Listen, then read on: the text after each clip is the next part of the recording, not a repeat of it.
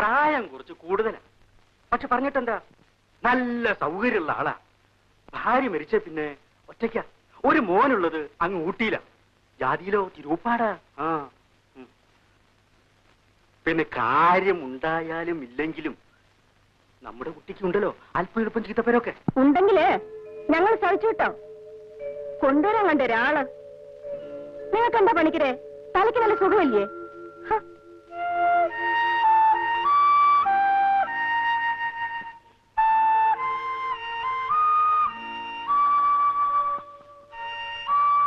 തിരുമുൽപ്പാടിന് വരാൻ പറയൂ, എനിക്കൊന്ന് കാണണം. വെറുതെ പെട്ടെന്ന് എന്തെങ്കിലും തോന്നിയിട്ട് ഞാൻ ആലോചിച്ചിട്ട് തന്നെയാ പറയുന്നത്. പണിക്കരേട്ടൻ ഞാൻ പറയുന്നത് കേട്ടാ മതി. ശരി, ഞാൻ കൊണ്ടുവരാം. പഠിപ്പ് പൂർത്തിയാക്കാൻ കഴിഞ്ഞില്ല അല്ലേ? ഇല്ല. ഒരു കുട്ടിയുള്ളോ? അതെ, അവൻ ഊട്ടിയില്ല. അവധിക്ക് മാത്രമേ ഇവിടെ വരൂ. ഇപ്പോൾ എത്ര വയസ്സായി? കുറച്ചായി. I am 50. 50. അയ്യോ, ഞാൻ ചോദിച്ചതേ മകന്റെ പ്രായവാ. അതെയോ? അവനിപ്പോ 15 കഴിഞ്ഞു. ഓ, എന്നെക്കാൾ 5 വയസ്സ് എളുപ്പമേ ഉള്ളൂ. അതെ, യു ആർ ടു യങ്. ഞാൻ ഉദ്ദേശിച്ചത് യു സി, ഈ രണ്ടാം വിവാഹം എന്നത് വലിയൊരു പ്രോബ്ലം തന്നെ. വയസ്സൊക്കുമ്പം ആളൊക്കില്ല, ആളൊക്കുമ്പം വയസ്സൊക്കില്ല. അതെ അതെ, എനിക്കറിയാം. ഇവിടെ ഞങ്ങളുടെ ലക്ഷ്മി അടുത്തേക്കും ഇതേ പ്രോബ്ലം തന്നെയാ. അമ്മയ്ക്ക് എപ്പോഴും ആ വിചാരമേ ഉള്ളൂ. ഞാൻ കാണേണ്ടിയിരുന്നത് അവരെയായിരുന്നു. കുട്ടിയുടെ ഇപ്പറഞ്ഞ ലക്ഷ്മിയേട്ടത്തി ഇപ്പോൾ ഇവിടെ ഇല്ലേ? ഞാൻ ഇപ്പൊ വിളിച്ചോണ്ട് വരാം. ലക്ഷ്മിയെടുത്തി, ലക്ഷ്മിയെടുത്തി, വാ ലക്ഷ്മിയെടുത്തി. ഇല്ല, സാധ്യമല്ല. എന്താ കുട്ടി ഇത്? ദേ പറഞ്ഞേക്കാം, വെറുതെ എന്തെങ്കിലും പറഞ്ഞാൽ ഞാനാകും തിരുമുൽപ്പാട്ടിന്റെ ഭാര്യ. കല്യാണി ഒന്നും പറയണ്ട, ഞാൻ അറിഞ്ഞുകൊണ്ട് തന്നെ അയാളോട് വരാൻ പറഞ്ഞത്. വാ ലക്ഷ്മിയെടുത്തി, ഒന്ന് വരാൻ. വേണ്ട കുട്ടി, നടക്കന്ന്.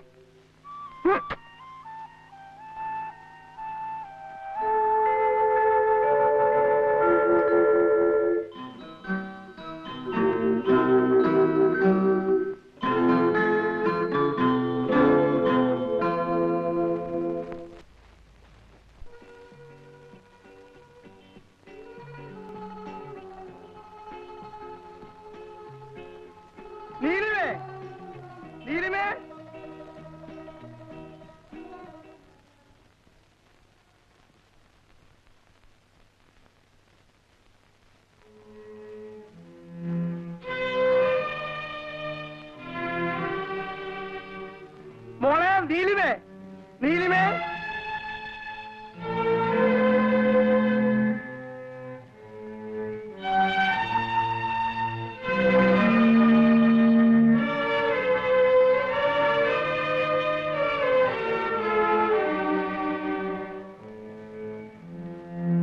മോളെ, പെട്ടിയിൽ കുറെ സ്ഥലം ബാക്കി വെച്ചേക്കണം.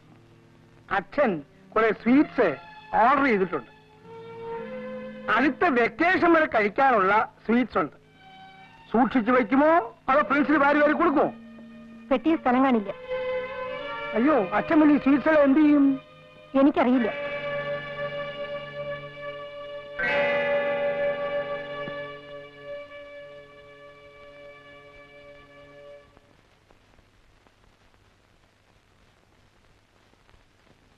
ചേച്ചി, രാവിലെ ഞാൻ പോണു. വീണ്ടും ആ ഹോസ്റ്റലിലേക്ക് കയറി ചെല്ലാൻ നാണം തോന്നുന്നുണ്ടാവും അല്ലേ? ഈ വീട്ടിൽ കഴിയുന്നതിനേക്കാൾ വലിയ നാണക്കേടൊന്നും അല്ലത്. അനിയത്തിയെ കാണാനാണെന്നും പറഞ്ഞ് ചേട്ടന് വീണ്ടും ഹോസ്റ്റലിൽ വരാമല്ലോ അല്ലേ? ചേച്ചി, ചേട്ടന് പുതിയ ഇരകളെ പിടിച്ചു കൊടുക്കാനുള്ള ഹോസ്റ്റൽ വാസം മതി. അനാവശ്യം പറയരുത്.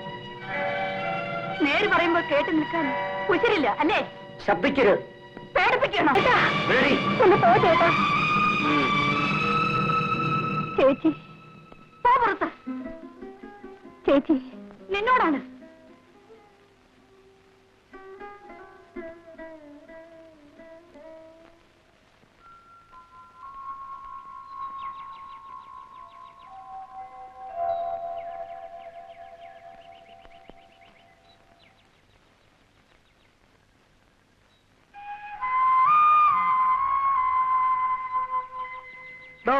കുട്ടിയുടെ പെട്ടിയും കിടക്കൊക്കെ വെച്ചിട്ടുണ്ടോ? മോളിപ്പോ മോള് പോയച്ചോ. അച്ഛൻ രാത്രി ഫോൺ ചെയ്യാം.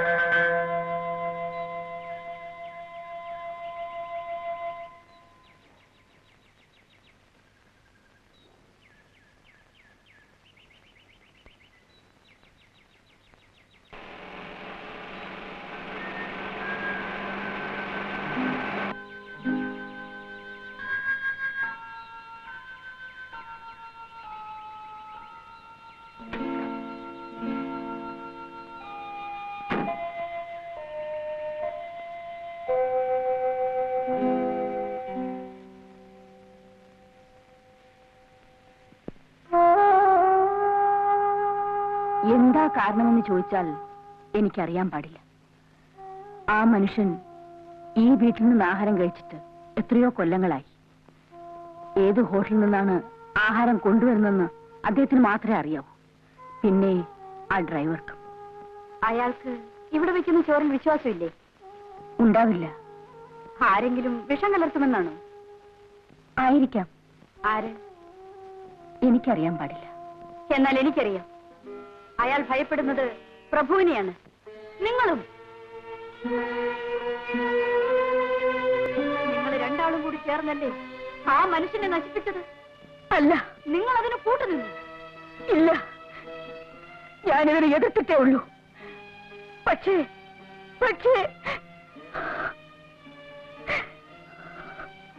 ഞാൻ നിസ്സഹായായിരുന്നു കുട്ടി. ഞാൻ മനസ്സിലായില്ല.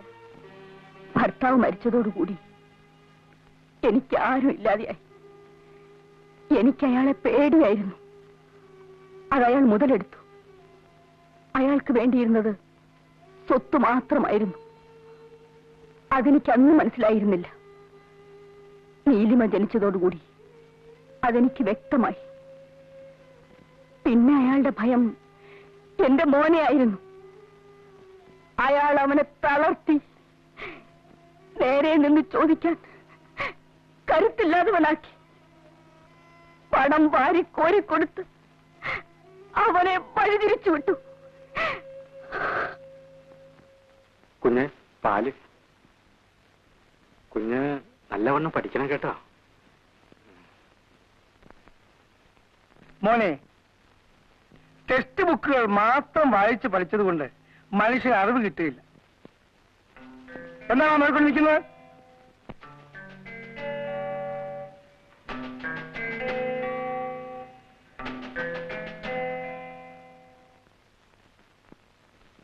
അങ്ങനെ എന്താടാ? ഈ കുഞ്ഞിനെയും നശിപ്പിക്കണം. വേണമടാ, ഇവൻ കൂടി നശിച്ചു കിട്ടണമെന്നുള്ളത് എന്റെ ഭാവിയിൽ ആവശ്യമാണ്. പലതിനും സാക്ഷി എന്നവനാണ് ഞാൻ. ബാക്കി കൂടി കാണാൻ മതി നിന്റെ ഉപദേശം. നിങ്ങൾ പോകാം. ഇവനെ കൂടെ നശിപ്പിക്കണം. അല്ലെങ്കിൽ പിന്നെ ഇതേവരെ എന്റെ മോൻ എന്നോട് മിണ്ടിയിട്ടില്ല.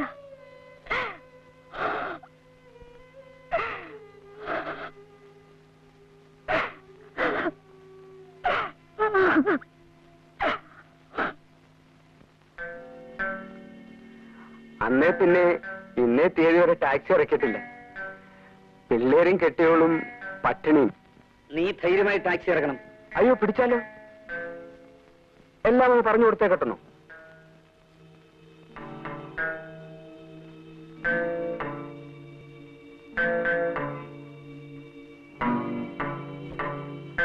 ഇതാ.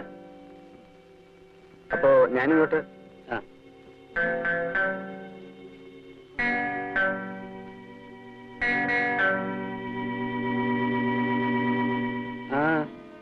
എന്താ?